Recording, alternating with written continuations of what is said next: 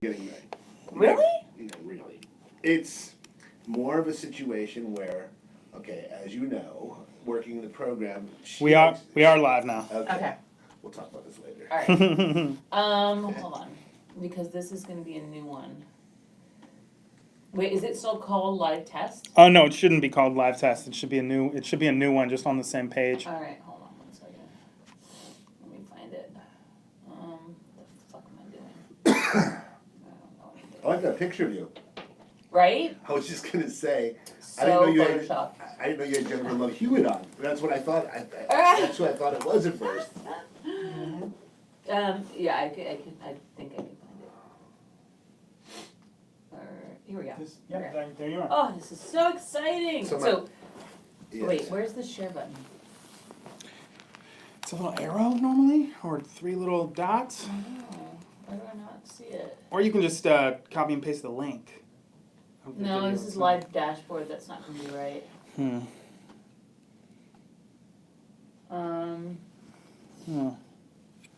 God damn it! Wait, how come this was so easy before? I'll show you. I got it.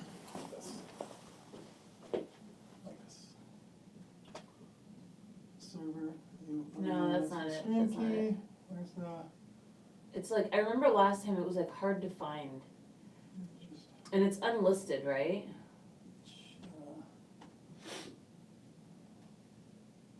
Not that anybody actually knows this channel exists. Okay, there we go.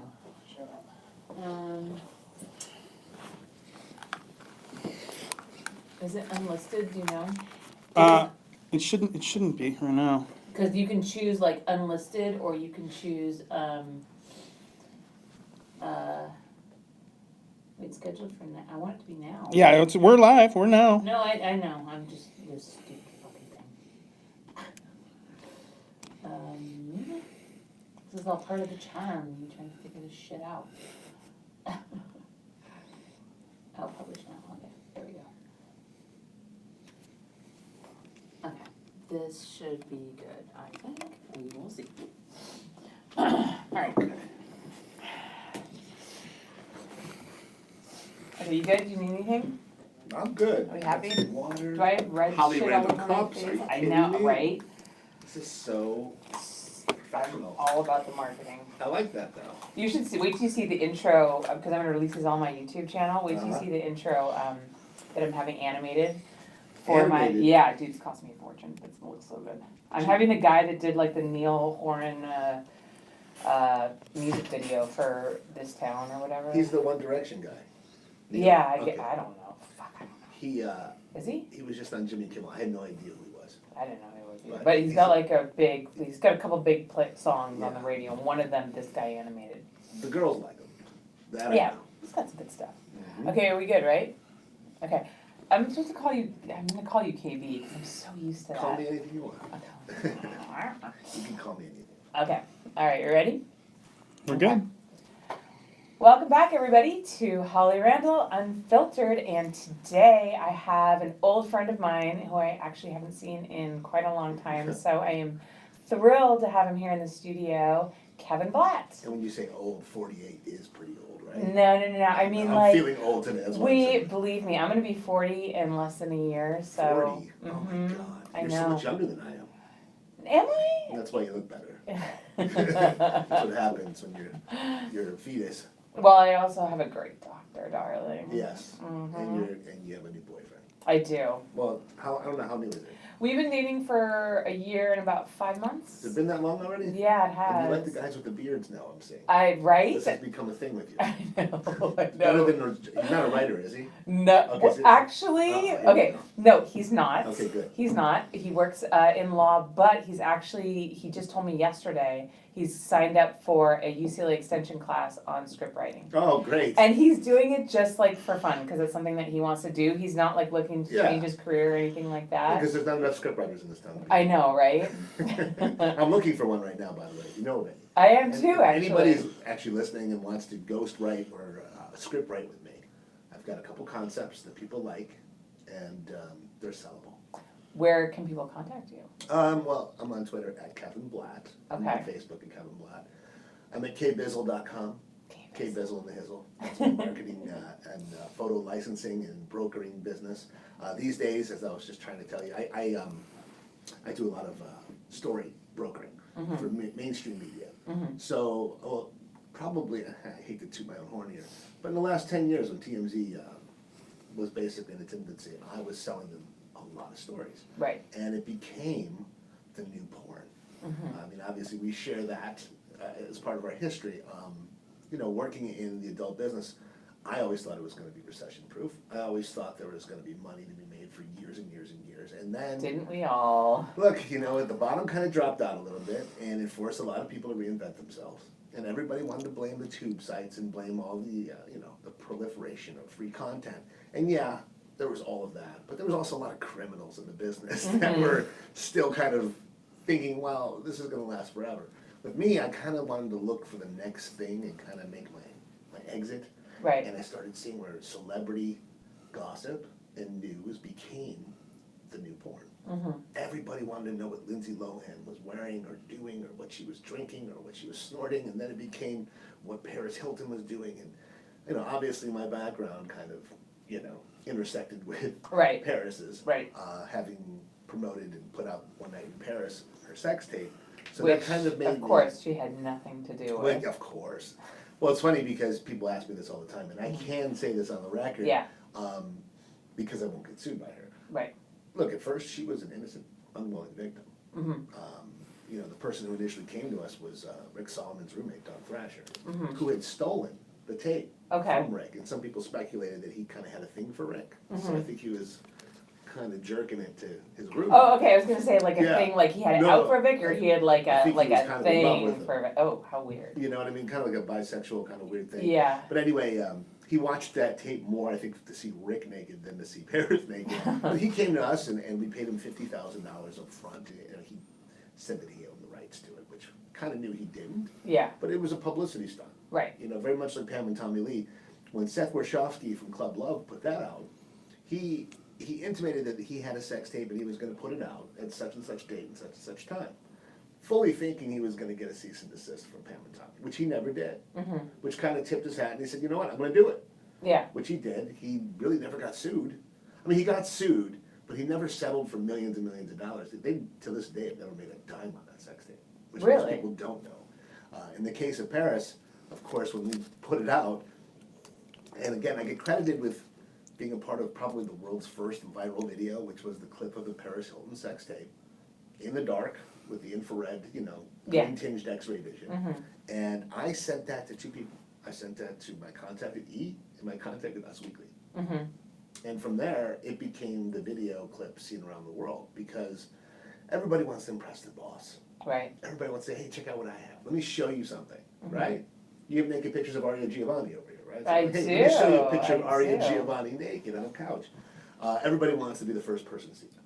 So they sent it to the producers sent it to somebody, and then they sent it to somebody, and before you know it, it became this huge, huge thing in 2003. It was probably the biggest news story of 2003, looking back at it.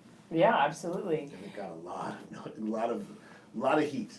So now I have a question, because there's a couple of things that I understood to be true. Maybe I'm wrong. Yes. Don't you have to have the models sign off on a model release and provide IDs and everything to be able to distribute that for profit, like distribute it through like a legit distributor? So those sex tapes, like the Paris Hilton tape, the Kim Kardashian tape, the China. Yeah. They all had to sign model releases. Of course. So they you were know all. better than anybody. That's what I thought. You sign releases with every one of your models. I signed a release to be on your broadcast today. Yes. So why wouldn't that hold true with any other thing that you would buy in a jewel case? So these things, so they were all complicit in this as much as they would go and do these press junkets and say, oh my God, I can't believe my sex tape's out there. I'm so ashamed. Someone stole it from me. I feel so violated, blah, blah, blah, blah, blah. Well, like I was saying, at first Paris she had no idea. She was in Australia when the whole thing happened. She had no idea that people were actually looking at this sex tape of hers, which obviously had to be devastating for her. So how did it get out then? Because obviously you didn't have paperwork on her. We did not have paperwork on it, and it wasn't supposed to, it never went up on the website, which was sexbrat.com at that point. Right. So what happened was, we got all this notoriety and all this publicity. People came looking to sexbrat.com to see the clip, which we did not host at that time. Mm-hmm. And that was primarily what we wanted, was just a lot of traffic to the website. Because I sent out those 2 clips, somebody sent it out to somebody who put it up online, and then it became this thing that was passed around. Never intentionally wanting to do that. And then, because it was just a short little clip, and it was X-ray vision, so it wasn't really like graphic and 1080, you know, Right, 4K. shot in 4K. Yeah. You know, people wanted to see more. They wanted to see more. Before you knew it, there were all these websites in Australia and Malaysia and offshore that were touting that they had the full video in their members area, and if you joined for $200, you could get full access to this thing. Well, guess what? These were guys banging credit cards back then. They didn't have the content, and try charging back to one of these places back in the day. Yeah. People didn't even realize that when you gave your credit card, they had no idea what they were going to be in for. 90% of them forgot they even did it because they were high out of their minds, Yeah. drunk. Yeah. Who said, "I want to see Paris Hilton getting banged." Yeah. These are the Wild West days of the internet. Yeah, I mean, it was the days where everybody made a lot of money, unfortunately, you know. People would sign up for a membership, $29.95 a month, forget they even had the membership, and because we're lazy, cheap Americans that pay the minimum on our credit cards, never bother to see this charge from American Telecom might have been a porn site. Yeah. So yeah, eventually what happened was Paris and Rick started seeing where everybody were making millions of dollars off the rights of publicity of both of their names. Right. And they said, well, why don't we just put out our own tape? Yeah. So again, you know, this is part of one of the things I want to put in my screenplay. Right. But it's kind of showing what really happened. And Right. I'm working on a short film right now called KB in Paris. Paris and Me, actually, it's called. And it's a short film because it's more of a tongue-in-cheek look at fame. You know, one person's infamous, that person being me, and another person's famous. So she gets $1 million a DJ in Japan for an hour, and gets $1 million to sell cryptocurrency, $1 million for this appearance, $1 million for that appearance. I rented Toluca Lake. You know what I'm saying? Yeah, So yeah, yeah. it's like, okay, I helped this woman become one of the most famous people in the world, and she's become this juggernaut, like the Kardashians. Right.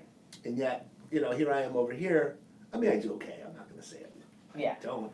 I'm not living on a ranch in Malibu. I'm not, Yeah. you know. But it, like I said, one woman's rise to fame became another man's rise to infamy. So now I'm making a living today intercepting a lot of really big tapes and also selling tapes to private collectors. Now, she also was on, this came out right before she had that show, The Simple Life, right? That's right. So was that part of the publicity stunt? No. Not It at all. just So it was happened just to pure be coincidence. Pure coincidence, which Okay. is so nuts because had we known, I mean, I would have planned the publicity a lot different for Sex Brat then. It was just dumb luck, but because of that, people speculated, oh, well, she must have had her hand in this. So she's a brilliant marketing person because she knew that this Fox television show was coming out. Listen, when someone came to me and said they had the Paris Hilton tape, I said, who the hell's Paris Hilton? And then I remembered when someone said, oh, yeah, it's that girl, she hangs out, and I remembered her falling out of a car at the Standard. And you know who she was with that day? Wasn't she with Kim Kardashian? Juliet Carriaga, Oh my who's gosh. my favorite of all time, by the way. We were Oh, talking about wow. the old girls from back in the day. Oh, Yeah. I ran into her ex-husband surfing in Malibu. Oh, I was surfing in Malibu. I was Yeah. just learning to surf. not the guy that got thrown in jail, but the other guy. I don't know. She's been married. Oh yeah. No, not Right. that guy. Not that guy. Not I the guy remember from because National Lampoon. right. Because I went to her baby shower, I was there with you. bridal shower. The house that had the elevator that Ye- Katy Perry bought after. Ye- Yes. Yeah. What was it? I can't even remember. Was it a baby shower? It was a bridal show. It was a bridal shower Yes. because she doesn't have She never kids. had a baby. Okay, all right. But if she wants to have a baby, I know a few people that would probably want to have a baby. She was gorgeous. By the way, Oh, for yeah. people listening who don't know, Juliet Carriaga was Penthouse Pet of the Year. Millennium. 2000. Millennium. Oh, right. Okay, I was gonna say, what year was that? It was 2000. Well, man, I had an encounter with her in Vegas that to this day. Yeah, It's can like- you talk about it? It's in my highlight reel. I could. I don't think my fiance would like that very much. Okay. Oh, understood. Yes. Understood. But we'll always have Vegas. Yeah. Always have Vegas. What happens in Vegas stays Right. in Vegas unless it's herpes, and then it follows you home forever. Yeah. Or HPV these days. Or now they have gonorrhea that's like throat gonorrhea. Have you heard about this? I It's have. become like MRSA. It's resistant to all antibiotics. So I'm really glad I'm in a relationship. Me with too. you guys, Me 'cause, too. Could you imagine us like? I know. I banged so many dudes without a condom. Did you really? Fuck yeah. Ugh. And like half of them in a blackout. Like I don't even actually know how many people I had sex with because before I stopped drinking, it was such a mess. Were any of them really heavy set and owned like giant Shut film up! company?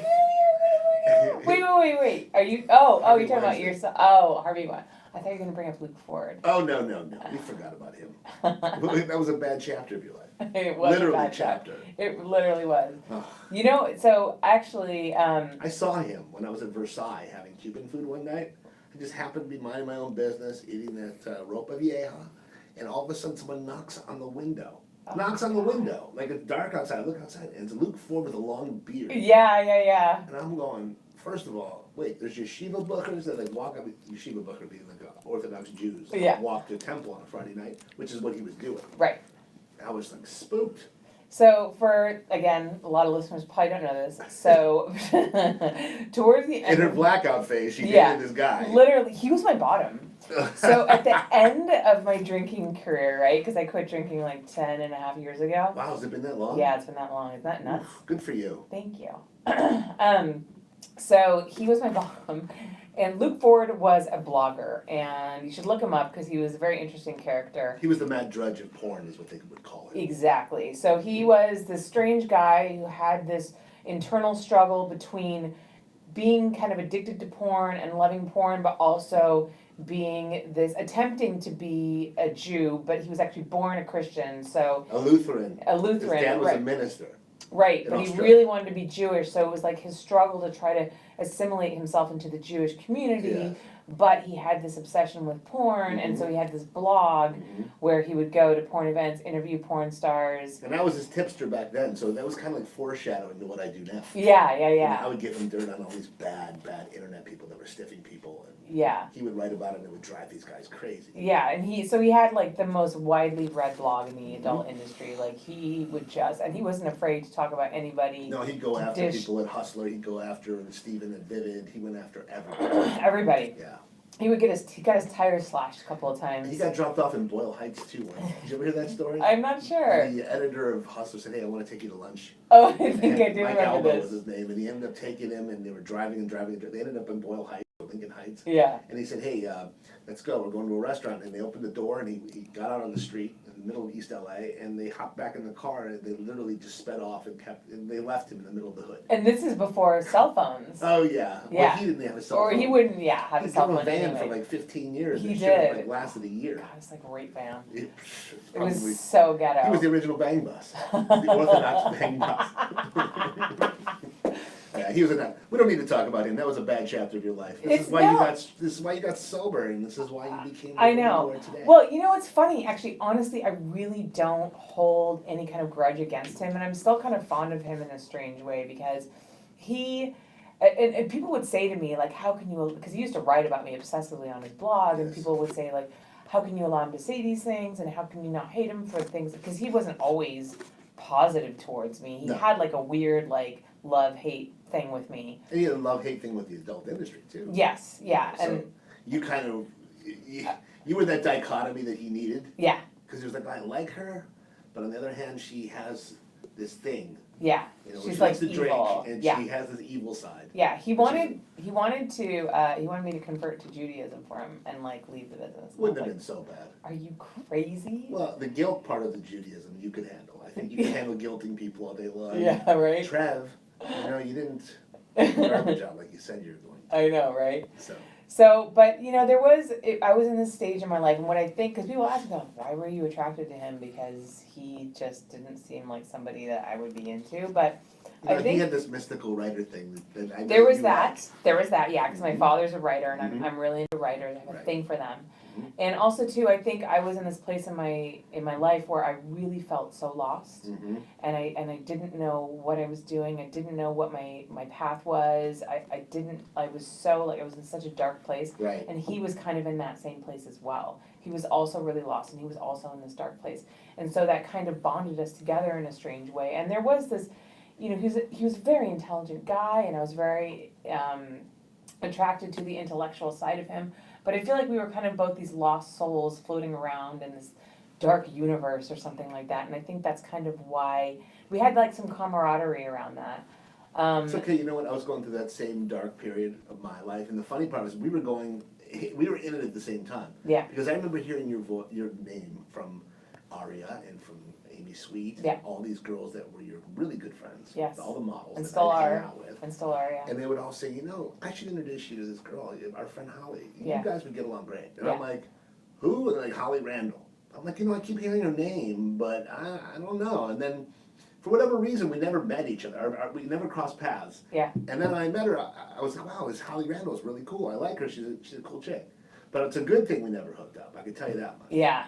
Because we wouldn't probably be friends today. Right. Although I'm kind of friendly with the most girls that I hooked up with. Yeah. Yeah. Just not the last one that sat in this chair a couple weeks ago, I guess. I'm not going to be sniffing the chair when I leave either. But again, you sit and talk about holding grudges. Mm-hmm. That's something that I learned without even having to be in the program. Like, Yeah. Resentment is Resentment swallowing poison and expecting the other person to. Die. The best thing you can do for yourself is to forgive other people. Yeah, because look, everybody has issues. Everybody's Yes. got their sexual proclivities, as I'm learning in Hollywood Yes. these days. 'Cause- Everybody's doing the best they can with what they've got. Right. But I'll tell you another thing. Everybody's got their secrets. Yes. And in the last 2 weeks since this Harvey Weinstein thing started, Mhm. the girls that come to me with these stories, and I've been selling and brokering and in some cases intercepting a lot of bad stuff for some Mhm. people.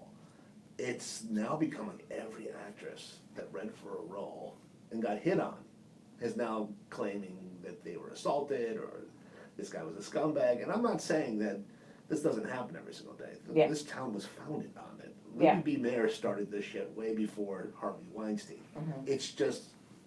It's really too bad that this is the way that it is in Hollywood. Mhm. But there's still women coming off of buses every single day with stars in their eyes that don't think it's a big deal to sleep with somebody to get a role. Yeah. So that's what makes it so wrong, is that if there weren't girls that kept coming out here and doing it, I don't think a lot of these people would be getting away with 90% of it. They're not Right. going to be for very much longer, because now it's open season, Yeah.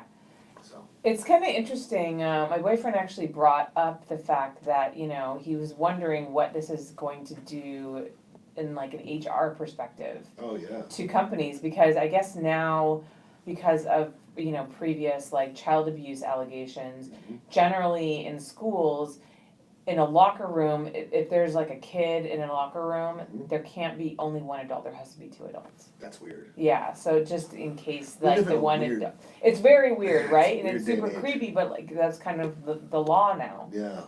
because of things that have happened before. So is this gonna get to a point now where men and women aren't allowed to be alone in a room together for a meeting? I think Because so. he might sexually harass her, Mm. and then that kind of almost takes the power away from the woman and places them as a victim. I mean, it's just, it's horrible, and don't get me wrong, I've definitely been in situations where I've been made to feel that I might have to sleep with somebody to keep my job or to succeed. I didn't do it, but it's almost like, it doesn't surprise me. You know what I mean? Let me ask you this In question. a way, like, we women have almost learned to live with that.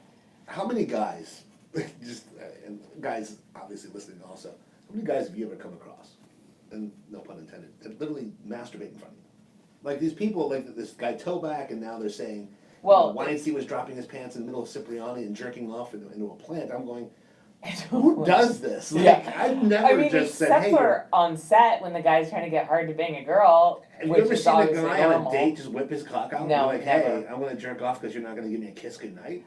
Now I did have a guy do that to me when I was about 7 or 8. 7 or 8? Yeah, on the street.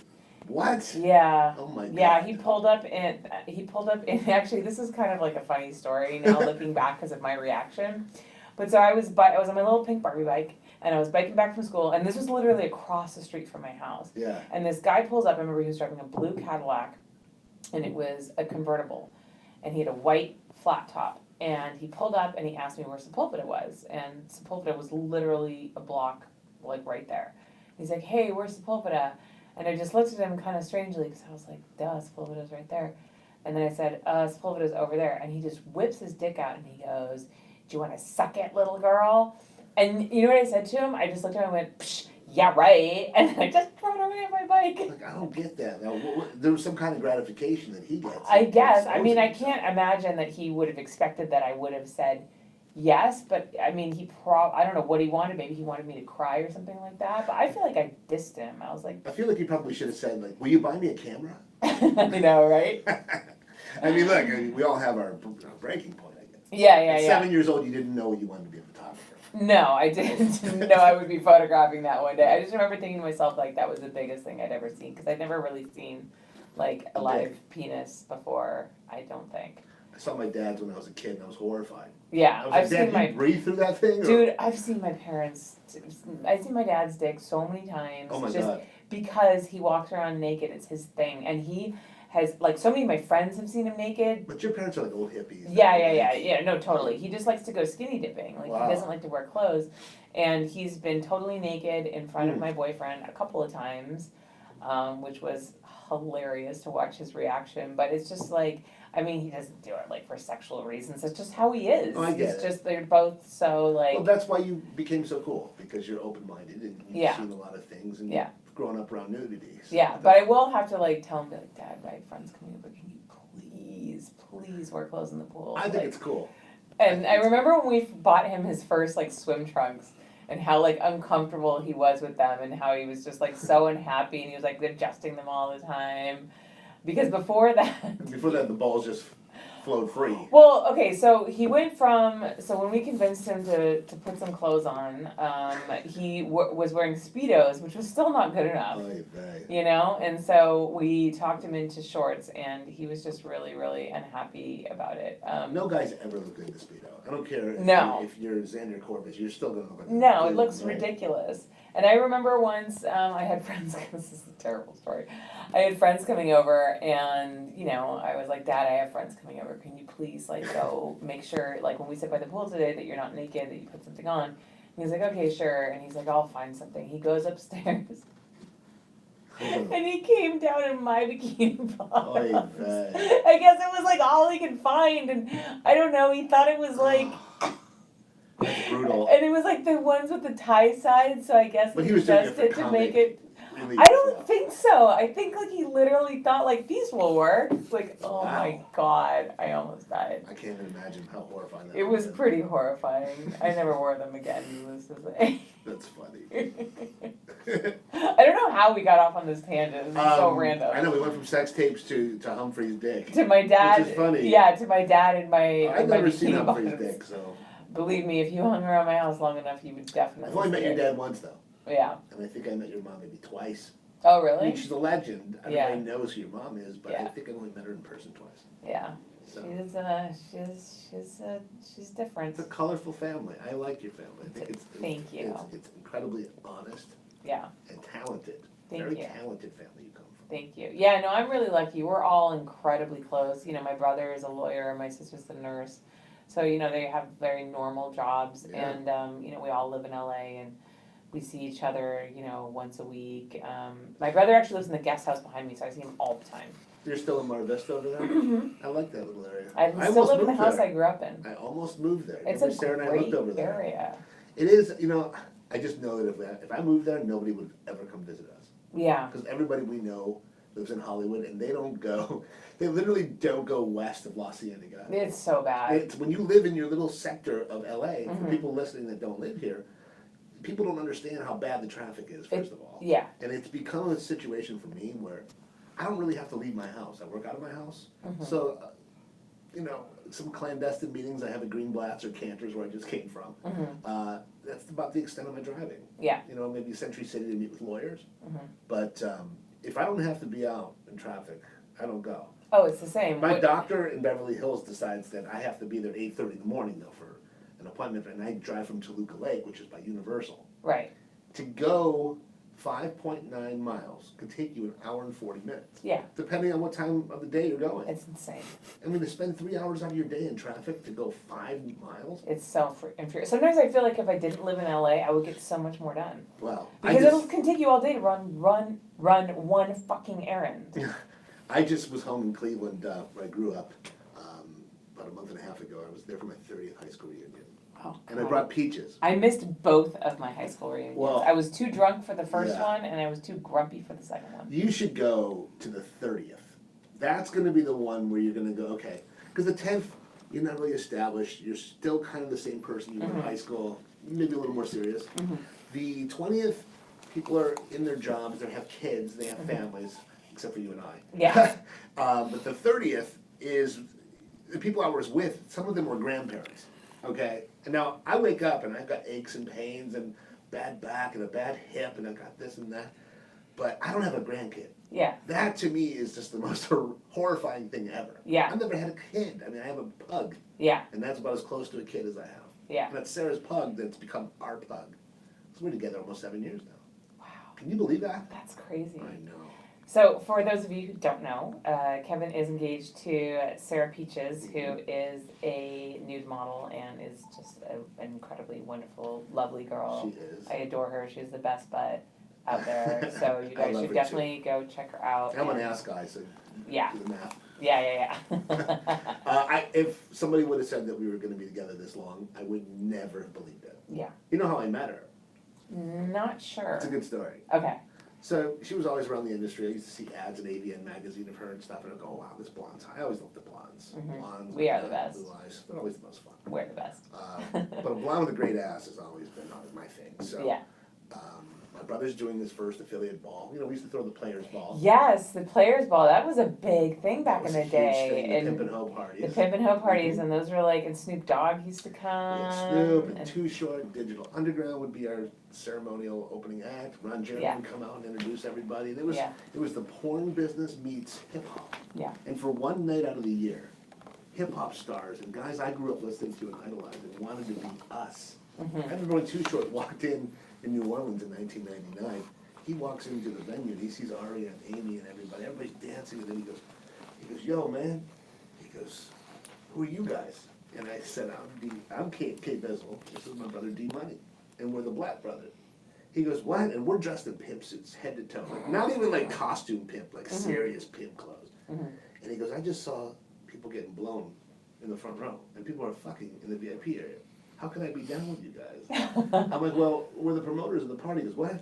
He said, we're the Black brothers. He goes, wait, I was told that 2 black brothers were throwing this thing. Oh, he thought it was black? I go, you thought it was black? No, we're the Black brothers. I'm Kevin, that's Darren. He thought it was black, but Right. it was BLATT. Right. That's so So funny. then I looked at him and I go, we are black. Assalamu alaikum. And he just fell out. And ever since that day, we've been really, really good friends. I just left him the other night at this place, and we were just talking about how we first met. But anyway, getting back to Peaches. So we were throwing our first event outside of the adult realm. And I'm on stage at the Crown Theater at Rio, and we have 3-6 Mafia playing. And all of a sudden, like, it was like the crowd parted, and I saw this blonde just staring at me. And she was in this dress, and I was like, whoa, that's Sarah Peaches. She walks over to me, and she's like, KB, how come we never hung out? And I said, because my ex didn't really like you very much. She goes, do me a favor, take my number down. Let's make her hate us. And I was Wow. like, done. Wow. So put her number in my phone, didn't think much of it. I end up in this Charlie Sheen debacle with all these porn stars that were coming to me with stories on Charlie. First Yeah. it was Capri Anderson, Yeah. I remember that and then one. Casey Jordan. That was when he trashed the bathroom, right? Yeah, she was hid in in a the bathroom hotel. at the plaza. Right, that's what it was. And she took his watch and supposedly put it up her cooch. Stole Patek Philippe watch of a $200,000 watch. Which I did not believe she did, by the way, for 5 years. I now am convinced she did it. Really? I'm convinced that she did it. Wow. Not because her hoo-ha's that big, but Yeah. because Well, watch isn't huge. it's a pretty big I mean, watch. look, a baby can come out of there. That's what I'm saying, You can right? put a watch in You there. can put a watch if babies come out of there. If you can fit Mandingo in there, you can put a watch in there. You can't fit Mandingo in me, I'll tell you that much. You can't even fit Dingo in me. So yeah, I ended up going to Howard Stern show with Casey Jordan. And that event was like the movie Get Him to the Greek, okay? And I'm talking about this drug-addled little 89-pound thing Yeah. who is so fucking twacked out on coke and alcohol, and I'm going, wait a minute, I just got her all this publicity on TMZ, and she started really believing this hype, and she loved the press, and this narcissism came out of her. But we ended up going to Howard Stern show. It was 24 hours of the craziest shit I've ever seen in my life. We get on the plane, we're flying first class, and she's drinking Jack Daniels after Jack Daniels after Jack Daniels. Charlie had given her a rock of cocaine the size of my fist 2 days earlier, which I made her give to me. Because I told her, I'm like, look, you told me you had 2 heart attacks already from crystal meth. Yeah. You shouldn't be holding on to this. Let me hold on to this for you. Which I ended up putting this rock. Here, hold my Coke. Right? I ended up putting this rock in a mason jar. And I hadn't done cocaine in years. Not since I left San Diego. I came home from the Chateau Marmont. I had a little buzz one night. And this was just saying, do me.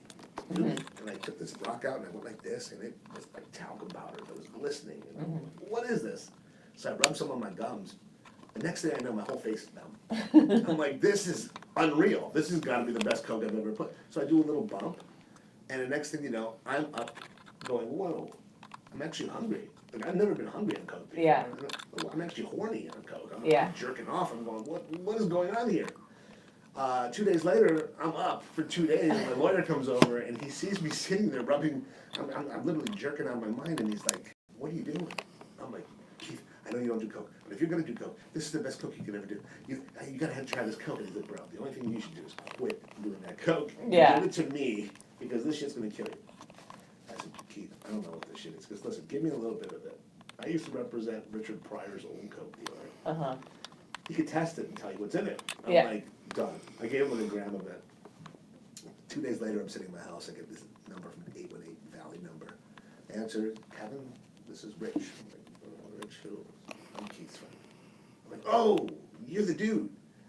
What the hell is this stuff? Is it heroin? Like, because I was up for 3 days and I never felt it. From that one bump? No. I Oh, kept okay. it more. I was gonna say, Jesus I went Christ. through a couple grams, but I had like 36 grams. So he says, Kevin, where did you get this?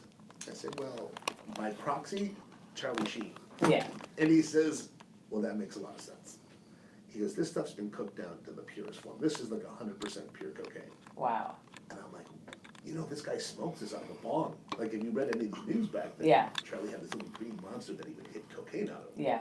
And it was so pure that that's why he didn't die. I was gonna say, like, I could never comprehend how he could be an addict for so long and still be alive. Because he had the best drugs. So that's the secret. You just need the best drugs, I and think then you if can you're be an addict and live forever. We don't advise that people go out there and do drugs, especially since we're trying to be on the straight and narrow these days. But I called Sarah from New York after, so Casey, I'll tell you this is a good story. And I can tell this story because Sarah knows the story. She doesn't like me talking about it, but, so I take her to New York. She gets twacked out of her mind. We go to this place called Quality Meats for dinner. And I call my best friend from high school, come meet me with this whore, and we're gonna be at Quality Meats. Yeah. She's eating, and I order some ribs as an appetizer, and the ribs come, and next thing I know, she just goes face plants into my crotch. She's passed the fuck out. My friend Cisco comes walking in, and he sees in the booth, this big vinyl booth, this blonde's head in my lap, like she's blowing me. Yeah. And I'm eating a rib like it's the most nonchalant thing, because I'm getting peace now, because this bitch finally shut the fuck up.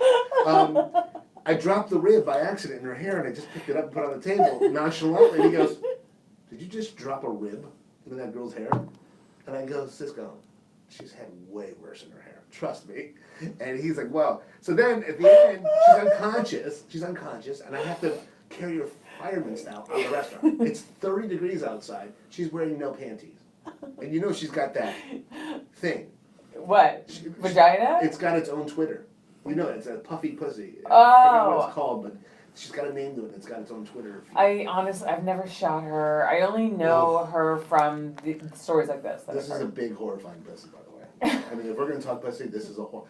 I saw Houston's pussy, so I can tell you this is terrifying. Didn't Houston, so for everyone who doesn't know, Houston was a porn star and she had like the biggest pussy lips in the world.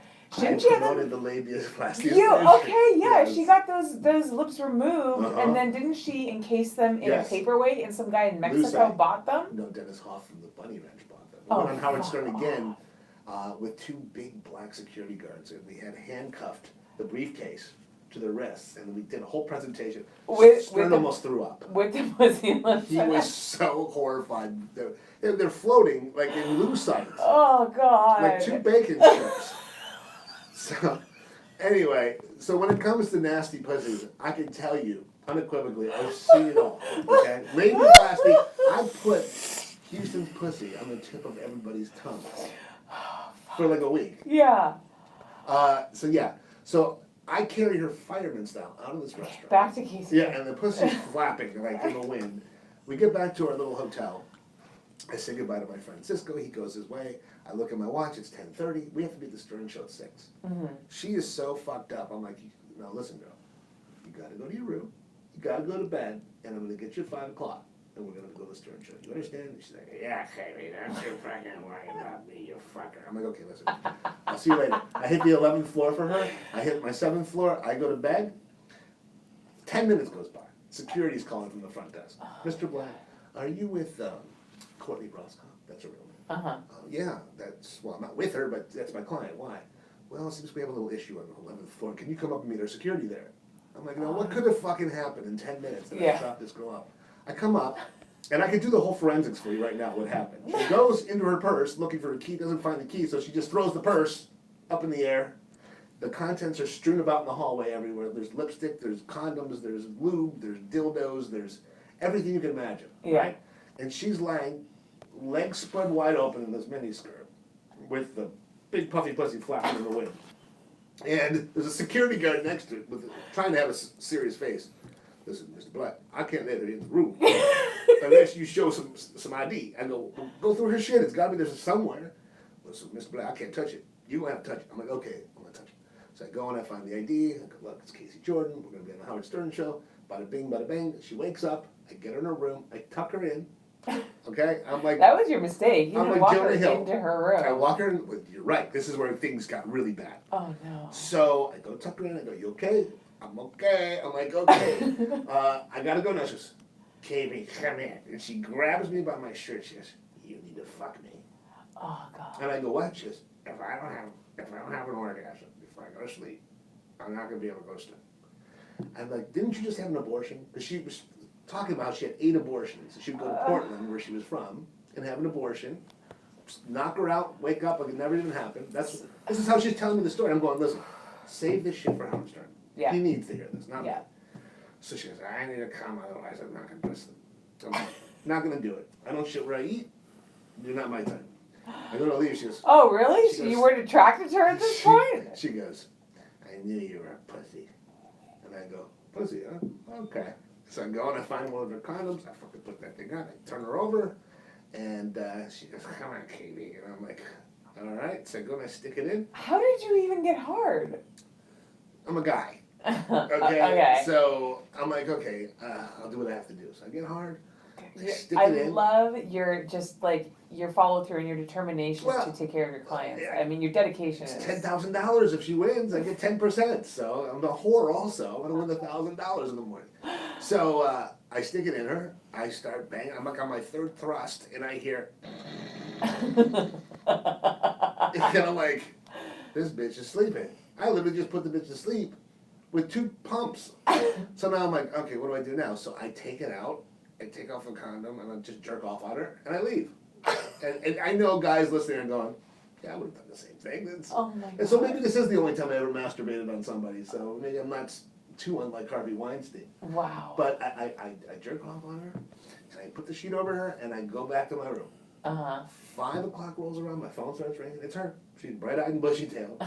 She goes, KB, you motherfucker. And I go, what? You made me do it. You told me I had to bang you before you went to sleep. Otherwise, you weren't going to go to sleep.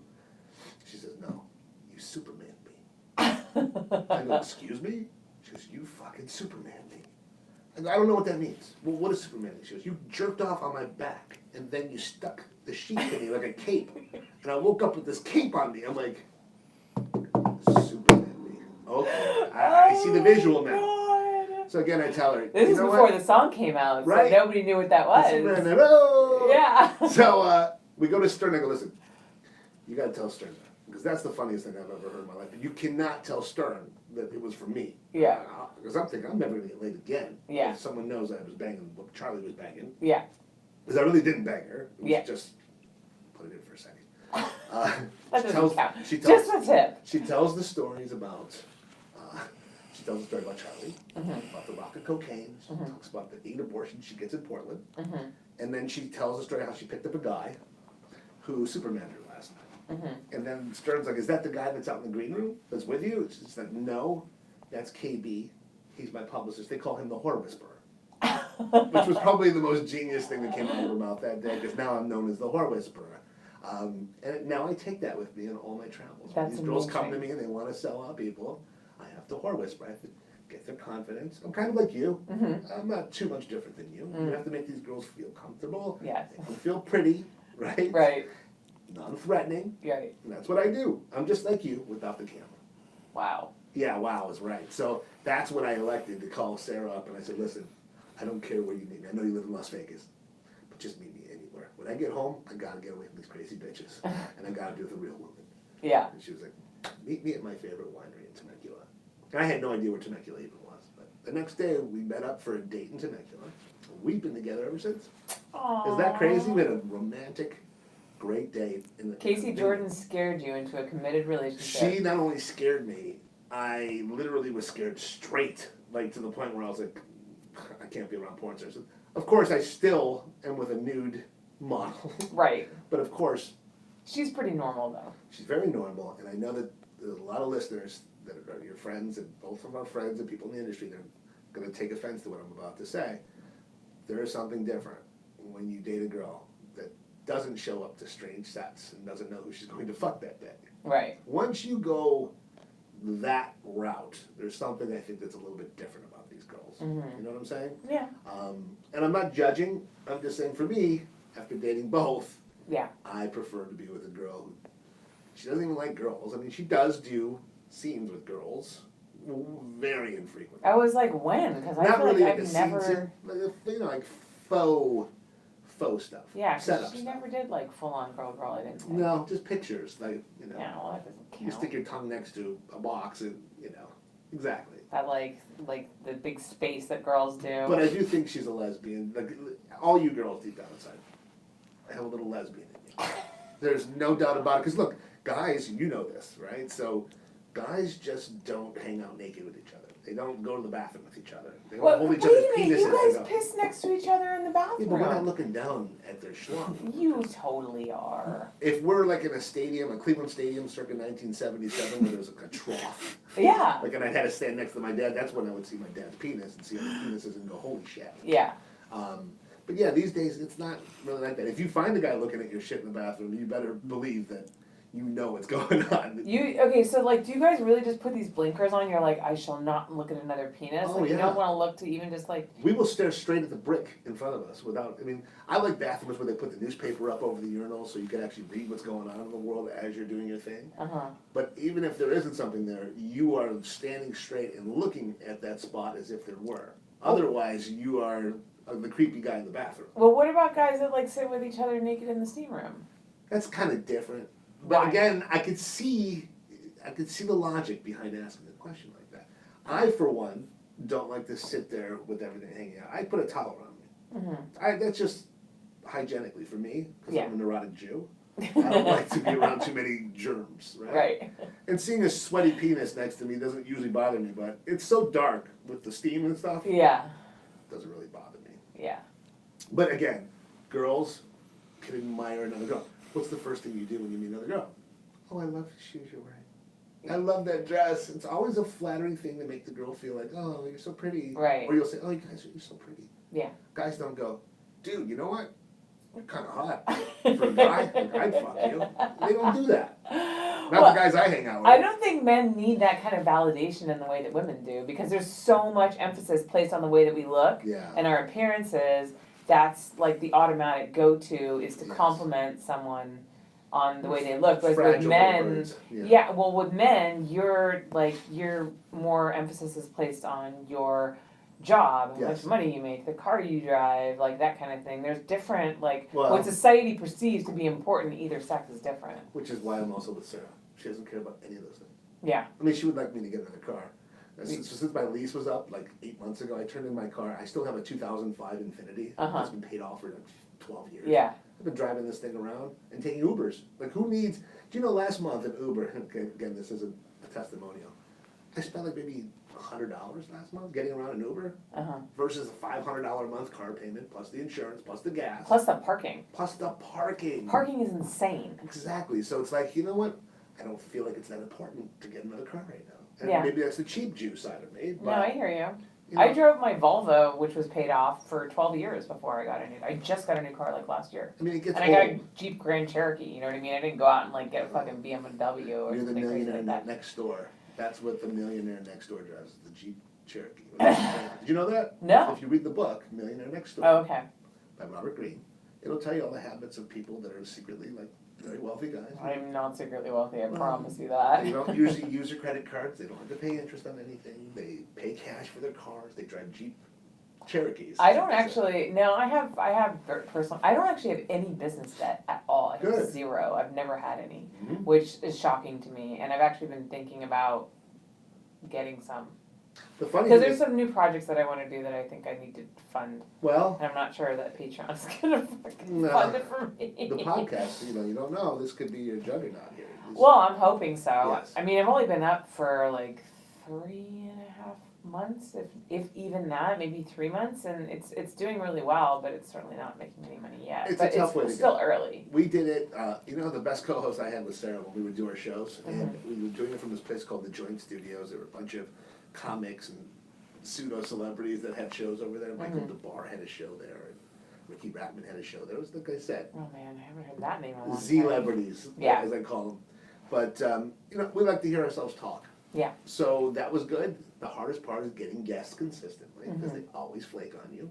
I've never had one flake on me. No, Nope, that's not a one. testimonial to you. That means they like you. And they drive like Nicole Aniston drove like 2.5 hours to That's come crazy. here, which was crazy. To me. Wow. I know. And you pay her parking. Yeah. That's Like why she drove in. $16. That's Here you go. what- Here's that's why $16 she drove to in. spend like 3 hours of your time. Yeah, but you know what? Hey, that's a testimonial to you. That means they like you. I was very lucky, but I also found some very interesting guests. Like my dry cleaner in Hollywood. He was the best guest that I had on. Really? I had celebrities on, I had Too Short on, I had all these people. They were nothing compared to the guy that I had from my dry cleaner. That's amazing. He saw this movie that I starred in years ago called American Cannibal. Did Oh, you I ever see remember movie? that. It was on I don't Showtime think for a I've while. seen it, but I know it. Well, thankfully, it might be on Netflix next year again because the Ooh. rights are up. The distributor lost the rights to it. It was a 10-year clause, but Showtime got this movie Mhm. for a year, and it had a cult following, and weird people would hit me up, including Dave Navarro, who became like a fan of mine. Yeah. And I was always a fan of his, but every time I'd see Dave Navarro, he would be with one of our friends. Yeah. And he'd be like, piss off. I'd see him with the Playboy Magic, piss off. Yeah. He'd be talking to Monique Alexander or Cindy or whoever, and fuck you. And then one day, I'm hosting the X-Biz Awards with Jesse Jane, Mhm. and I'm backstage, and Dave Navarro comes over, KB, and I turn over, and I love your movie, bro. And I'm like, who put you up to this, man? He's like, no, man, I saw it last night. That's you, right? American Cannibal. And I'm like, yeah, are you sure? Come on, who put you up to this? My brother tell you to say that? Yeah. He's like, no, bro, here's my number. Take my number down. Wow. I really want to talk business with you. I want to put out my own documentary about my mom's killing on the West Side. Oh, Which wow. he did. Which he eventually, did, yeah. Morning Sun, which is a great doc. As fate would have it, a week goes by and somebody tries to shot me a sex tape of Dave Navarro. Wow. And I had his number, so of course the first thing I do is I hit him up. I'm like, bro, you're going to be so happy that you gave me your number. Yeah. Do you remember doing a movie where you're dressed as a woman in full makeup and getting flogged tied to a tree? And he gets quiet and he goes, fuck. Yeah. I even did the soundtrack to that. I go, what's up? He goes, I was so fucked up on heroin, bro. I'm like, well, look, here's the chick who's trying to sell it. This is what I think you should do. We can shut it down. Yeah. And I became his best bud after that, boy. Wow. Yeah. I actually have a great Dave Navarro story. So I was a huge Jane's Addiction fan growing me up. too. Like they defined Yep. my teenage years. Me like too. 100%. It's actually funny. I downloaded Nothing Shocking Oh, again last week and started listening to it it's the best because I hadn't heard it in so long. Best album. Did you just post about that album? Yes. That's why I did it, because I saw it, I think, Yeah. on Facebook, and I was like, fuck, I haven't watched that. Uh-huh. And it's, you know how when you listen to something that you listen to a lot to at one period of time, it brings back all those memories? Yeah. So I was like, I kind of want to relive like my teenage years again and listen to this album. So and good. so good. So anyways, I was about 12 or something like that, and I was in Westwood, and I was with a friend of mine, and we were just like, shopping in the little Westwood area. Mhm. This was when it was so different. And he was there. Oh, yeah? And I was like, oh my God, that's Dave Navarro. And I was like, what do I say? I was so excited, but I was so embarrassed. I was so nervous. So finally I went up to him like a fucking idiot. I said to him, I go, hi, you look familiar. Do I know you from somewhere? And he's like, oh, I'm in this band called Jane's Addiction. I'm like, oh my God, I know, I love you so much, you're my favorite. And he was like, I thought you didn't like know who I was. I'm like, I was just too embarrassed. Oh my God, you're my favorite, I love you so much. And he was really sweet to me. Yeah, he's sweet to girls. Yeah, so then, coincidentally, it's the craziest thing, a week later, I'm on Melrose. And I'm shopping on Melrose, and I walk past the store, and I fucking see him inside the store. Again. And I'm like, what the fuck? Must have been fate. Maybe Dave- you were destined to Dave Navarro. Is that what you're thinking in your head? Wow, there's something to this. I was 12. I was like, I didn't know. And I was like, Did oh he my show God. you his penis and ask you to suck it? He did not, Okay. unfortunately. Okay. And so I go in there, and I'm like, okay, I gotta say hi. And so I go in there, I'm like, hi. I'm like, I know this is really random, but I don't know if you remember me. We met last week. And he goes, yeah, Holly. Oh my God. He knew He you. remembered my name. Wow. Because I had told him that. That's impressive. He remembered my name. He gave me a big hug. He was like trying on different shirts, and he was like, "Hey, what do you think of this? What do you think of this?" Just being like super nice to me and Yeah. just giving me attention because he could Wow. tell I was a super And fan. he liked that. It was so sweet, and like Yeah. honestly, that meant so much to me at that Aw. age. It really, really, and that stuck with me forever. I was like, Dave Navarro remembered me. So then, and I would hear his name, frequently, obviously, because I know he's dated a lot of girls in the industry. Yeah. So but I'd never seen him again. And then Yes. finally, I was shooting for Penthouse, and they were doing that Hot Shots thing, Mm. where they would have a celebrity come in and like art direct a shoot as to what they thought was sexy. And I was the photographer for the Dave Navarro one, so I was like, oh my God, this is It's crazy. full circle. Yeah, so anyways, I meet him on set, I told him the story, which of course he loved. He did. Also too, it made him look, I made him look really good in front of a bunch of people. Right. Like, made him look like someone who like made a 12-year-old girl's dreams come true, He's a sweetheart of a guy. Yeah, no, he was, very and nice. so the rest of the day he was super nice, and I had a great time with him. We shot this incredible stuff. Yeah, that was my Dave Navarro story. It's pretty cool. He actually hooked me up because a couple years later, somebody brought something to me regarding Slash of all people, and I am such a huge Slash and Guns N' Roses fan. And I called him up one day. I'm like, "Hey, are you friends with Slash by chance? Mm-hmm. This girl's trying to sell him out. I think it's kind of a bad deal. You know what I do?" And he's like, "Listen, I don't even want to know what it is, but I'm going to tell him to call you. Yeah. I'm going to tell him you're a good guy." And I'm in my bedroom playing guitar a couple of hours later, and all of a sudden the phone rings. It's an 818 number, and I'm playing my guitar, so I'm not really paying attention. It's like, "Hey, KB, it's Rash." I go, "What?" It's Ross. I'm like, "Ross? I thought he was a guy who worked for Sex Search at the time." He goes, "No, Navarro's friend." I go, "What?" And at that point, I literally took my guitar off and threw it across the room.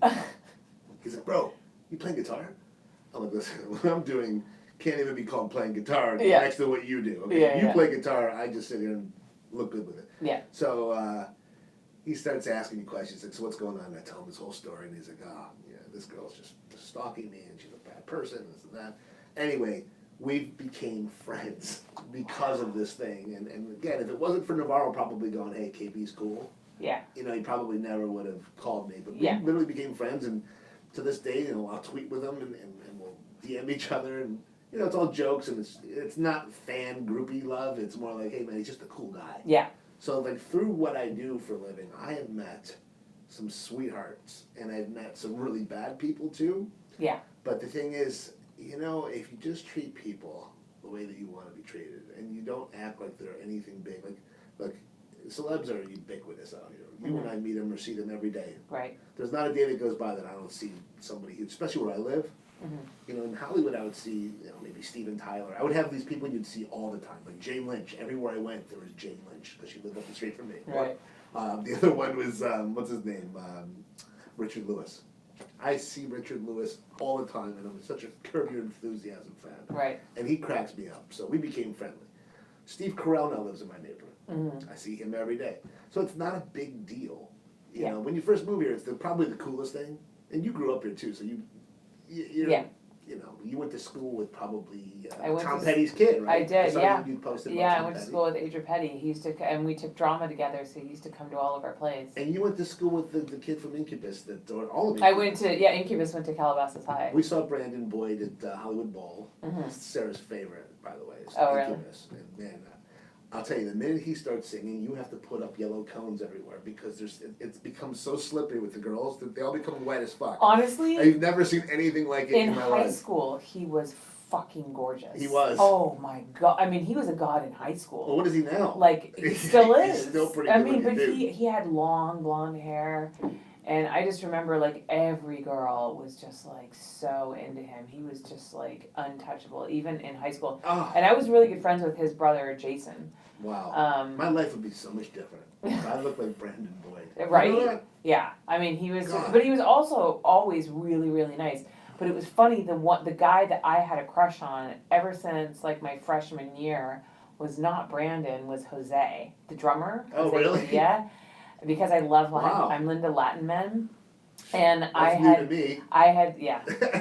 I know. I always end up dating super white guys, Yeah. but I actually have a thing for Latin guys. With weird names.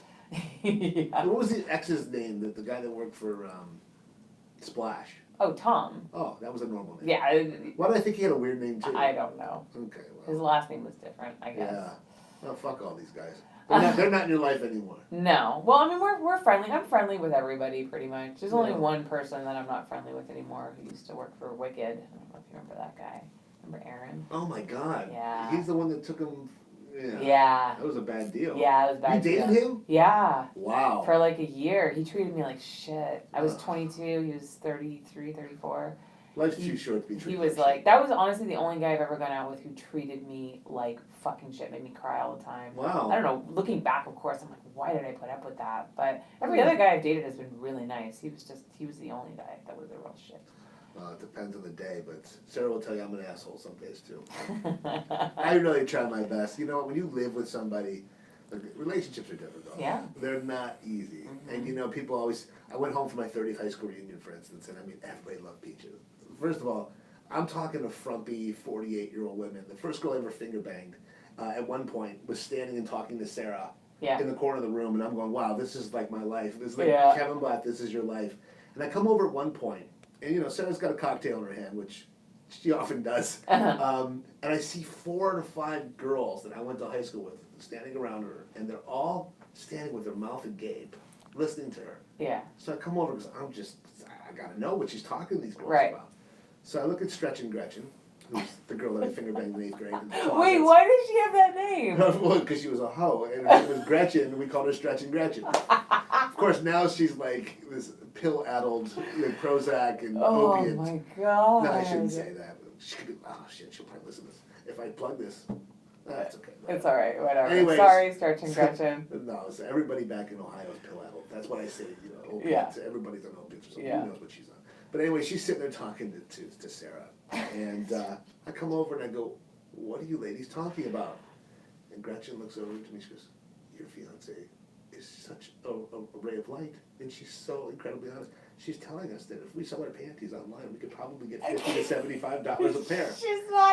That's not untrue. And I go, wow, okay. I go, what else did she tell you? Like, well, she told me that there's balloon popping fetishes, and that we're really listening to the SPH thing right now. And I go, SPH? And Sarah goes, you know, small penis humiliation, KB. Of course. You're teaching these Midwestern housewives about SPH and webcamming. She's there trying to recruit girls to go on cam and do what she does. Yeah.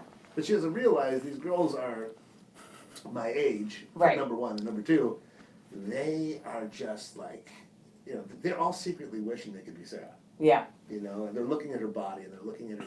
And she's just, like I said, she's a ray of light. I mean, there was one guy I went to high school with who had Down syndrome. And, you know, he's sitting in the corner, Pat Fife, and I've known this kid since 3rd grade. Mm-hmm. You know, and I go, Pat, come over here. So Pat comes over to the table. Sarah starts giving him love. And then she starts calling over all the other girls and take pictures with the guy. Brings him on the dance floor. And starts dancing with Pat.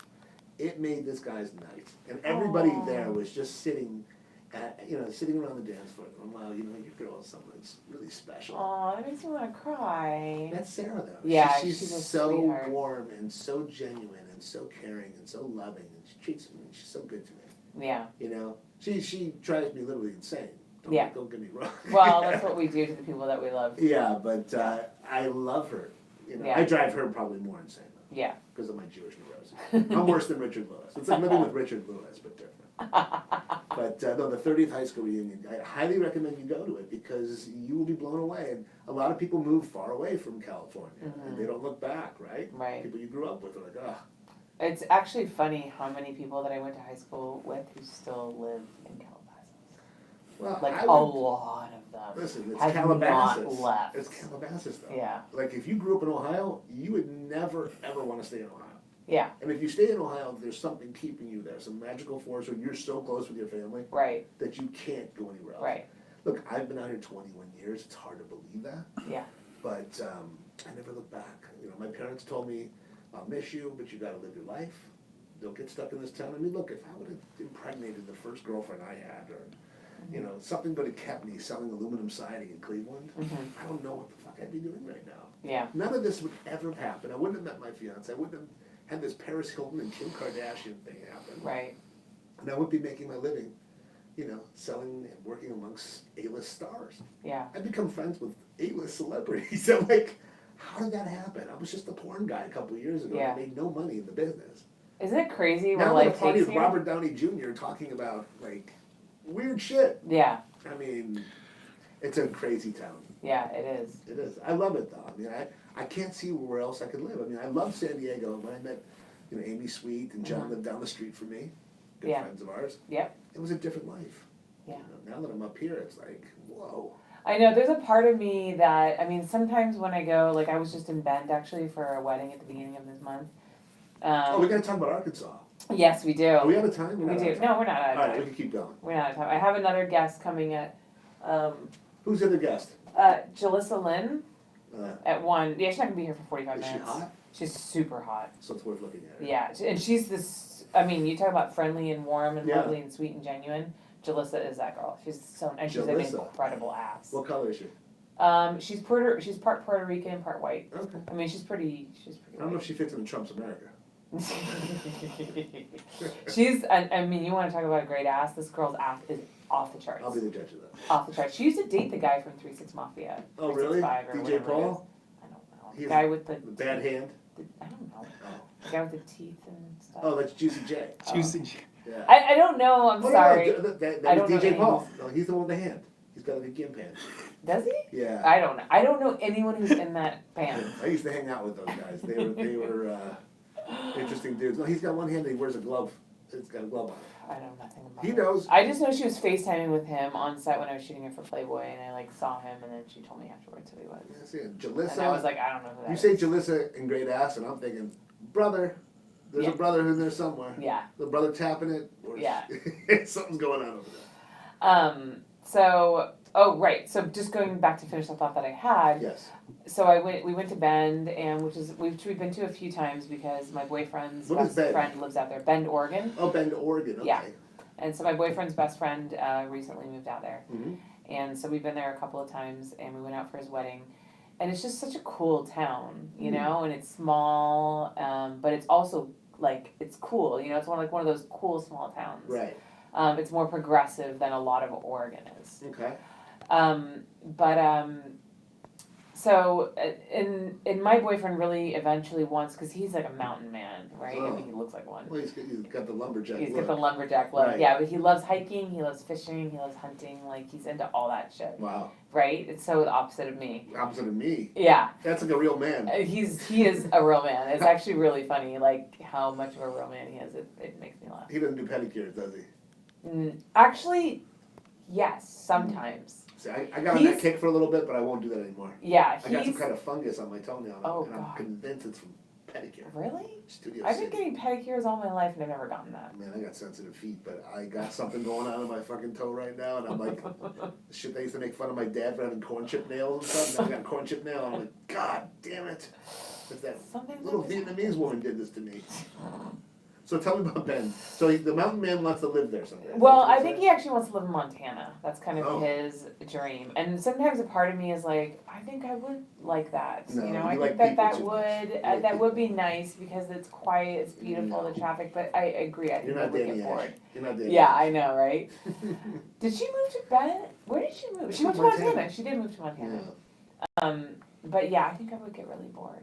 Also, too, my family's out here. My whole family is here in LA. That would be really hard for me to move away from my family. Listen, family is something that the older I get, the more important it gets to me. Absolutely. Like 20 years ago when I moved, you know, my dad was remarried. My mom was going through a divorce. They were all in their own heads and dealing with their own shit. So my brother and I were like, look, I can't go through another one of these winters. Yeah. So let's get in the car and go out west because we can do the same shit we're doing here Yeah. in San Diego and not freeze our asses off. Mm-hmm. You know, mom and dad will still be there when we want to see them. And of course, you know, I lost my grandparents while I lived out here. You know, life moves on, surgeries, things, whatever. You go back and forth and you visit. But now my dad's getting older. He's got the beginnings of dementia. My mom just had back surgery, so I had to go home for her back surgery. Yeah. So now you feel like the distance. Yes. I feel that 2,500 miles. Yeah. Like, you know, you're very blessed to have your family right up the street from you. Yeah. And not really up the street because of Yeah. traffic out here. Right. But But they're here. Yes. And they're here for you, and if you need them, yes. they're healthy. Yeah. Knock on wood. Yeah, they're pretty healthy. My dad's been, he had some health issues the last couple of years. But for the he's doing a lot better now. My How's your mom mom? She's used the to be eye a thing. nurse, as you know, so Right. now she's all over him and making sure he takes his medications. Good, and stuff like that. Good. She's good. So yeah, for those of you listening who didn't know, my mom got kicked in the face by a horse a couple of years ago on her birthday, actually, literally on her birthday. Oh my God. And she lost, Horrible. yeah, and so the left side of her face was crushed and she lost her eye. But that hasn't slowed her down at all. I mean, Not she at still all. rides like 4 horses a day, Wow. competes. Jesus. Like, I mean, honestly, it hasn't slowed her down, not a bit. Shit. If a horse did that to me, I don't think I'd ever go near a horse again. No, my mom goes to the hospital like once a year for horse injuries. Wow. She doesn't care.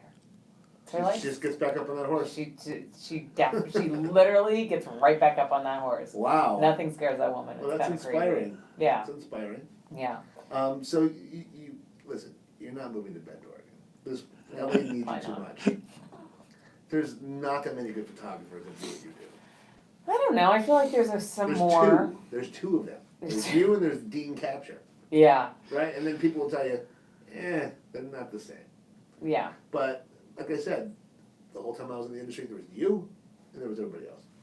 Aw. Everybody would be like, because all the girls would be like, oh, I can't wait to shoot for Holly Randall. It was a big deal. It was like a rite of passage to be able to shoot for you and your mother. Funny. It's weird to Everybody hear. hated Earl Miller, so it was like Well, you. you know what he does now, right? No, I need to know. Oh, you don't I know? need to know. Dude, he's a cat photographer. Makes sense. I am not He's a kidding. crazy cat guy. I am not kidding you at all. He is a cat photographer. He shoots like cats, like posing with motorcycles, You know, and like he's- cat He's birthdays, a little and out like there. He's cat like. Yeah, he went from, and of course one has to make this joke. He went from shooting pussy to shooting pussy. Do you know that when he became a client of mine years ago when I worked in Game Lake, at Game Lake. Okay. And, Again, for those of you guys who don't know, because we go Yeah, back we in jump all over history the place. and we forget that people don't necessarily know what we're talking Right. about. Earl Miller was a very famous penthouse photographer back in the Yes. day, working for Bob Guccione. In fact, it was later on when he became a client of mine that I was going through his stuff underneath all the cat fucking, those run things, those stands with the cats. You know what I'm talking Cat about? scratching posts? Yes. Yeah. He had like 12 of these things. I have horrendous allergies to cats. And these cats would be sitting there and I'd be just like dripping with all sorts of mucus. And I'm going through this penthouse pet thing and I go, oh my God, did you shoot this cover? And he goes, I shot this whole thing. It was the first thing I ever whacked off to as a kid. I stole my dad's Penthouse magazine. Uh-huh. I was like 12 or 13. Uh-huh. And there was something about this photo spread of this girl shaving this guy's balls. First of all, I'd never seen a guy ever get shaved before, and I didn't find it highly erotic, but the girl who was doing the shaving was so hot.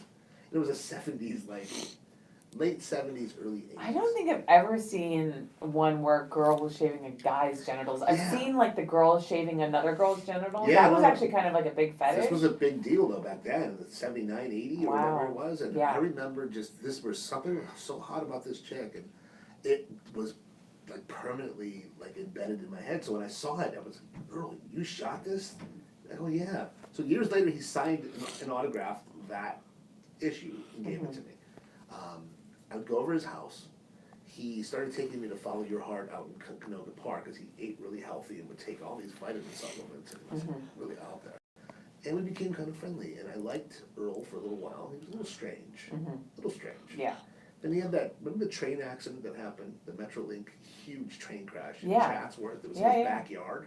Oh, was It it? was in his backyard, and people literally like were killed in his backyard. He went out and helped all these people. It was a weird time to live in Chatsworth, but yeah, that's kind of how we became close. And then he lived in this big house by himself. Right. I'd go out there. And one day he calls me up and he's like, "Hey, Kevin, will you come over to my house?" I'm like, "What's up?" He's like, "It's my son." I go, "What happened?" He's like, "He's dead." I'm like, "What?" And then it turned out his son had committed suicide. Yeah, that was so sad. And I was so brokenhearted for this guy. I had to go over there and give him my support and my love. Yeah. And it was such a weird time. I think it was the last time I saw him.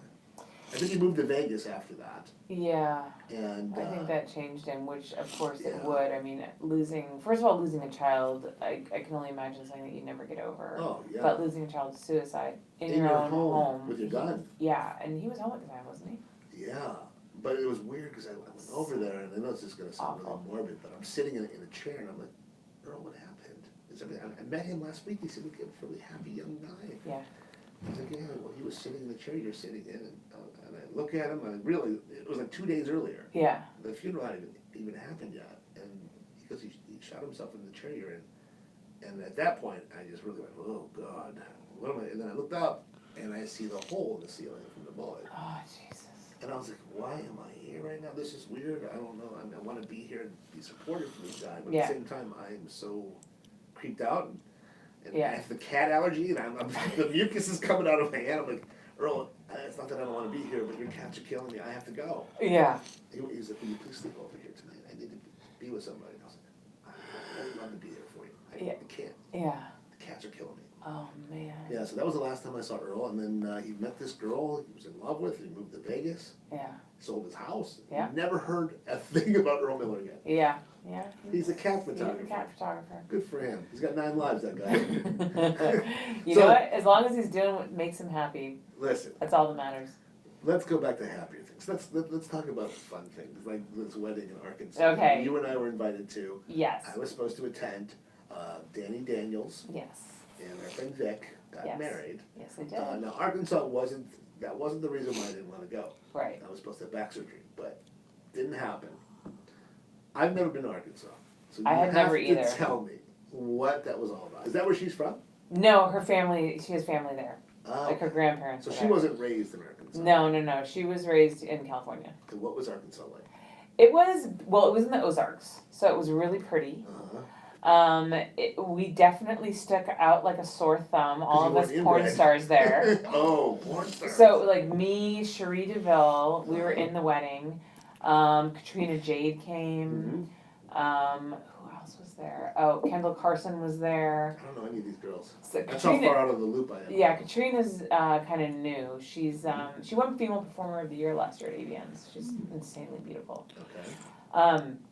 So yeah, there was a bunch of us porn girls there. Did you throw the whole bridal thing for her, or was there a party, or? I was a bridesmaid, Oh. but I didn't organize any of it. All right. Yeah. So it was really cool too because she had an uneven number of grooms and bridesmaids, and so she just had everyone wear tuxes. That's interesting. So we all wore tuxes. You wore a tux. I wore a tux. Oh my Which God. honestly was like the most comfortable bridal outfit I've ever been in. It was kind of awesome. Yeah, you didn't have to like. Yeah, You just had to drop your pants, and you were able to go to the bathroom. yeah, You didn't have to exactly. take off your whole No, outfit. no, and when we got back to the wedding venue, I was able to like put on, like I had some nice like slip-on sneakers Oh, that like you couldn't tell that I was wearing with Really? the tux, so I didn't have to wear heels all night. It was fucking great. what kind of hotel did you stay in? We actually stayed in a house. She rented a house for Oh. us in Bella Vista, like a big like 5-bedroom house, so I stayed in that house. Where with did a bunch Mo of stay? girls. Mo was there, I saw. Mo from XBiz was there. I think he stayed at a hotel room. Interesting. He didn't stay with us. In Arkansas. Was In it Little Arkansas. Rock? What was No, it was in Bentonville. Oh my God. Yeah. This is the middle of nowhere. Yeah. So it was funny because There's no Jews in Bentonville, Arkansas. literally every single Uber driver was like, "Where are y'all from?" Because especially like our telling our stories in the car. Oh yeah. You know, and my boyfriend the whole time was like, "You guys," because he's like the only person who like lives in the real world. Yeah, you guys are all desensitized. Yeah, and we're so desensitized, and he's like, "You guys can't talk about this in front of these people," and we're like, "Why not?" This is like and actually a bunch of the Uber drivers said to us, they were like, "You're the most interesting people we've had in their car." One of the guys gave me his card and was like, "Can I just drive you around everywhere while you're here?" And listen to your stories. Yeah, well, and he actually recognized me from Hot Girls Wanted. Are you serious? Yeah, which I didn't know. Like, I never get recognized from that. I know people watch Playboy Channel. I'm just kidding. There's a few. I used to watch it. Well, you know Hot Girls Wanted was on Netflix, right? Oh, that's right. I'm sorry. Yeah, you're thinking about my Playboy TV show. Right. Which was Adult Film School. Right. Yeah. That was a big deal. Yeah, that was a lot of fun. Okay, I had a lot of fun doing that. Okay. So Hot Girls Wanted was Netflix. the Netflix documentary that I did with Rashida Jones. Right. Which everyone in the adult industry loved so much. Wait, I was just gonna say that's what got panned by everybody, and they're all mad, and they were like, "Oh, don't talk to Rashida Jones." Yeah, she they're all fucked everybody. they're all mad, but I'm not mad. I love my episode. I love Rashida Jones. I had Yeah. a fucking great experience. Hey, listen. Let the buyer beware. Caveat emptor, as they say. Yeah. Anytime you're doing this class, and I deal with them every day, they're going to slant things. Of course they That are. doesn't mean it's fake news, by the way. Yeah. That means that they will change the narrative Mhm. for their audience. Yeah. So of course, Hot Girls Wanted, they're going to show the girls, and they're going to show how you could be empowered. Mhm. You working out of your own, bedroom, you could Mhm. be your own boss. But of course, they're going to show the downside of it too. They're going to show why you ended up doing what you're doing. That's the thing. And I got lucky because my episode was like the female empowerment episode. Good. So mine was really positive. Right. And everybody, actually, it was funny because I remember when it first came out, I had a whole bunch of people tweeting at me, porn stars and everything, saying like, "I'm so glad Hot Girls Wanted got it right this time," because, they had the 'Cause it was first you. episode, Mhm. and this was the second. Yeah, the first second, one was bad. Right. Yeah. And, and it's female empowerment, and, this is great, blah, blah, blah, good job, Rashida Jones. And then as people started watching all the episodes, the tone changed completely, and people were like, "Oh, fuck Hot Girls Wanted," blah, blah, blah. But you didn't get any negative fallout from it, right? No. Good. My episode was fine. I did get some people that kind of gave me shit for not standing in solidarity with everybody else who hated it. Whatever. But I'm like, look, I can only speak from my own experience. I understand, like, some other people had bad experiences. I get it. I sympathize with them. Mhm. But I'm not going to jump on, the, like, lynch mob bandwagon just Sure. because everybody else wants me to. Like, I had a great experience. Also, too, my episode was the only one that Rashida actually directed. Oh, She didn't direct any of the other episodes. so that's probably She was better. the producer. Yeah. Oh, she had a very specific agenda. She really wanted to show female empowerment in the adult industry through that episode, which I think she did, and I I have to fucking watch it. loved it. I Yeah, you never should see watched it. I It's watched really the good. The first one. episode, Yes. which wasn't very good, No, and I didn't like it. It Sarah wasn't- and I turned it off. it We're like, this wasn't. sucks. It wasn't inaccurate though. Is Bailey Rain in this one? Yes, she's in episode 3 because this is a that'll series. watch. This is a series of six different episodes. By the way, Bailey, if you are listening to this, one of these days, the three of us are going to get together. There's love no Bailey. doubt about it. I met her at the AVN party with Sarah She's a great. couple years ago for the Yeah. Halloween party. And she's the cutest, She's the cutest. sweetest. She does make. She nicest. handles all my social media now. I hired her. Does she really? Yeah. She's the cutest little thing. And, she's always saying how we should get together. And if you're listening, we're right up the street from you, Bailey. You should call us. And Yeah, hang out. Bailey's great. I love her. So anyways, back to Arkansas. Yeah, Arkansas. I gotta hear this. Okay, so I got this story, and then we gotta wrap it up because Yes. I do have another girl coming in, and I still have to With a eat great my, ass. my salad. Mhm. With chopsticks. No, I just eat the flaming hot Cheetos with chopsticks. So I don't get it on my fingers. Which, by the way, for the graphic, was so smart for you people listening at home. Well, actually, you can see the video. I forgot we're being shot here. I come in, and Holly is eating Doritos out of a bag with chopsticks, which I think is ingeniously clever. So I don't get my fingers dirty. That was genius. So, okay, so we're in Arkansas, right? Arkansas. And the bachelorette, bachelor parties combined, and we're taking a party bus to like a shitty strip club in Missouri, right? And I am so unhappy about this idea because I don't drink. I'm Right. sober, right? You hate naked girls. Well, I just don't like strip clubs. It's like work. Who does? You know, and I knew it was just going to be a bunch of like super skanky chicks, and it was just everyone's going to be hammered, and I was going to be stuck on this party bus till God knows when. You can't leave. Yeah, and there's no like I can't get a fucking Uber. It's like an Amway meeting in the middle of the Ozarks. Yeah, it's just like I'm just trapped on this party bus, but you know I'm going to do it for Danny because I love her. She's one of my best friends, and I'm just going to shut my mouth and I'm going to have a good time, or just pretend to have a good time because it's her wedding. So we go to this club, and it's like in what looks like a warehouse. And we walk in, and the first thing that happens is there's some hick guy in there because the place was completely dead. We walk in, there's like 70 of us. Oh my God. It was huge. There was a lot of us. You made their rent for the next 2 years. Literally, one of the strippers told Cherie DeVille that was the best night they'd had in 2 years. So we walk in, and it's pretty dead. And this guy turns around, and he goes, look at all these Yanks from New York and these bleeding heart liberals from California. I'm getting the fuck out of here. And he just like leaves. So I'm like, okay, great. You know, this is the kind of crowd that I'm dealing with. Sure. He's going to go to his Confederate statue and right. hang out. I know, right? So we get there, I get a water. And then I go and I sit by the stage. And so actually before the redeeming story comes around, I had this other one. So the stripper that nobody wants a lap dance from comes over, right? Because there's a lot of very questionable girls in there. There are some girls who have such big guts that they don't even take their shirts off. They just like unzip it and kind of pull their tits out and like half-heartedly play with them. It's just like really, really sad. And so this girl comes over, and she's like, you know, dancing, and no one's really tipping her because she's gross and she clearly doesn't want to be there. And we're sitting there with a bunch of girls, but Danny is not there. And there was these two girls that were like very, very shy and obviously feeling very out of place. And so the girl says to us, the stripper, she says, what are y'all here for? You all here for a bachelorette party? And we're like, yeah, we're here for... She's like, who's getting married? Is it this girl? And she points to like this one girl that's sitting there looking terrified. Mm-hmm. And the girl's like, no, she's not. No, I'm not getting married. And I say, yeah, she is. That's the girl. That's the bride. Because I'm like trying to get this girl to give her a lap dance, which she really, really doesn't want. Of course. And so the stripper says, all of a sudden, she goes, you shouldn't even be getting married. You don't need a man. I got 2 kids, 2 trucks, and a house. I don't need a man. He's just going to take it all away from me. And then she stands up, clicks her stripper heels together, and just storms off.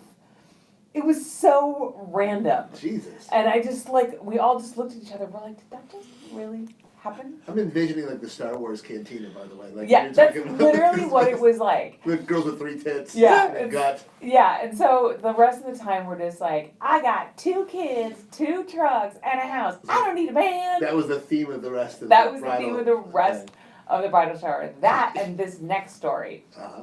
So then this cute blonde girl comes out, right? And I'm like looking at her, I'm like, this girl something here does not belong here. And that's this girl. She has no tattoos, all natural, super fucking cute. Wow. And she's dancing, and I'm looking at her, I'm like, wait, for real? And I said to her, and I'm like, hey, I shoot for Playboy, I want to shoot you. And she just like whips her head around and looks at me. I'm like, I swear to God, I'm not lying. I'm like, come here. And I take my business card and I stick it in her thong. And I'm like, that's worth more than all the dollar bills that just got thrown on this stage right now. Wow. And I'm like, you call me. And she's like, okay. And I'm like, do you have any tattoos under like, because she was wearing like these thigh-high socks. She's like, no, I have no tattoos. I'm like, oh my fucking God, you have no tattoos. She's like, and I just turned 18. I'm like, oh, this is the best. Because it's more like, I mean, obviously I do want to shoot her for Playboy, but there's a part of me that just wants to, for once, find a girl who just turned 18 and give her the right advice and show her the right way to do it before she gets hooked up with some sleazy agent, some shitty boyfriend that gets her hooked on to meth, and she gets 20 before someone jacks off on her. Yeah, some 20 shitty tattoos and 5 kids. And I'm like, I want to take this girl and I want to like guide her and and I don't want a fucking piece of it or anything like that. I just want to like show her that she could do this the right way and she could control her own career and she could change her life. Right. Get her out of Bentonville. Get her out of, well, we were in Missouri at the point. We were at Hots, I guess. The show me state. Yeah, right, exactly. So the rest of the trip, we're all just like laughing about how I'm gonna save this stripper, Right. and I'm like, I'm gonna save this stripper, I'm gonna save her, and it became a big thing. The whole wedding party became like completely involved in this, and everyone's asking, they're like, you gonna save the stripper? We want to know. And so like, Save-A-Ho. yeah, Captain Save-A-Ho over here. So she did finally reach out to me a couple of days ago. And I gave her all the information, and You I'm really are waiting for. you're a whore whisperer. I am. I'm gonna save this girl. Well, are you flying her out anytime soon? Like a la Daniel Tosh, you just fly her out to California for the week? That's. Do a I little mean, segment with her? yeah. I mean, I gotta submit her to Playboy and see if they like her, and just get some feelers out there, and make sure that like they're interested before, because it was dark in there. I mean, to be honest, but I mean, she was really cute, and I looked at her Instagram, and she Aren't was all cute. strip clubs kind of dark now? Yes. Okay. Yes. And having worked in them all my life before I moved to California, I can tell you there's a reason why they keep them dark. Yeah. Yeah, definitely. I mean, all the other girls were a testament to that. When But the lights would come on, it was like cockroaches. They would like scattering, get the hell out of the strip club. And I was like, what is it about these girls? And I'd see them out in the parking lot, like, whoa, yeah, that's the same girl that I used to work with? yeah, Ugh. Yeah. Yeah, man, it's that dichotomy. It's just so crazy. So what you're saying is, I missed a lot in Arkansas, you did. but I should just send the gift. Yeah. Right. Which actually, I think they're asking that you donate to their selected charities in their name. They don't actually want gifts. Are you I know, serious? right? They have too much money. How altruistic is Yeah, that? that means they have too much money. That's That what I means said. that her art's selling very well. Yeah, I And know. whatever he's doing, he's doing. You know, he sent me a box of clothes when he was working for this Artist X or whatever you want to call it.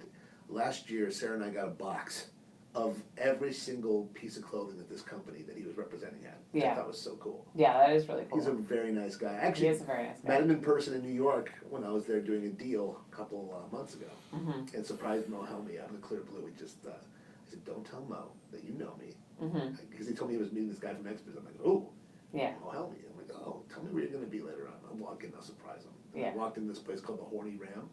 You should have seen the look on Mo. I walked over and hey, sir, do you want a fucking basket of fries with those wings? And he looks up at me. You know that look where you're confused, like, wait, this guy looks like KB, but why would he be in New York City? Yeah. It was pretty fun. Yeah. I like to do that to people. Yeah, I love him. He's a great guy. He was a great guy. Yes. No homo. He's a great guy. Listen, you know what? I think this is your medium. Thank you. I mean, look, you're a good photographer. Thank you. You're a good friend. Thank you. But I think this could be your thing.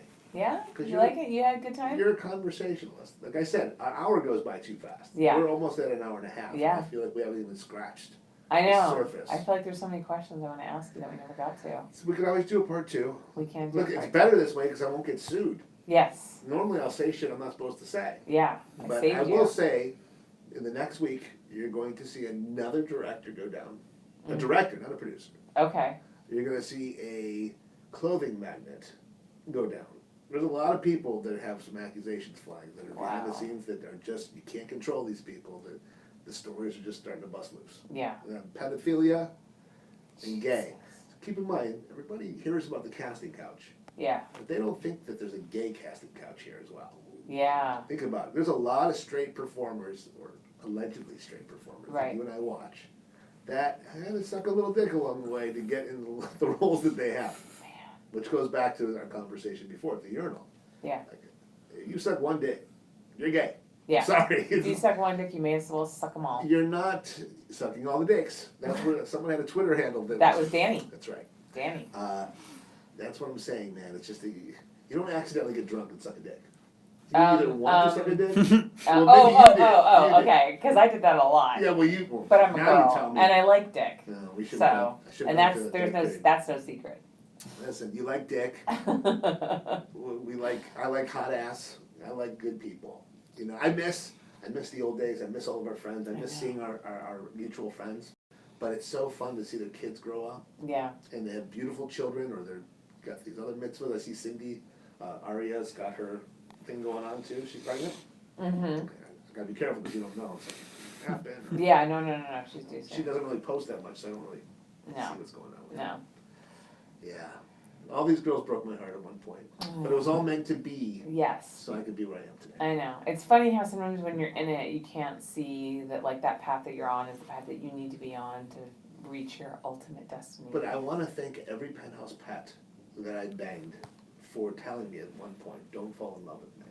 Because they were all right. Shayla Yeah. Wren, Erica, Yeah. Juliet, Art, they all said, look, don't fall in love with me. Yeah. You don't wanna fall in love with me. I'm Yeah. not the one for you. Yeah, They all warned me. yeah, I got my own shit going on, don't fall in love. right, And as much as that hurt back in the day, now I see. yep, And I'm happy for all of them with their kids. I'm happy for all of them with their, some of them remained very good looking, yes, which you don't see a lot of that. yeah, Like I right? said, that 30th high school reunion was an eye opener for me. I know, It's like, holy shit, 48. I know. These girls don't look like, they didn't look, that girl had the hottest ass in high school. Now her ass is on the floor. What happened there? I know, right? It's crazy. Yeah. Anyway, listen, people want to get a hold of me, they can get me at Kevin Blatt on Twitter, on Facebook, Google me.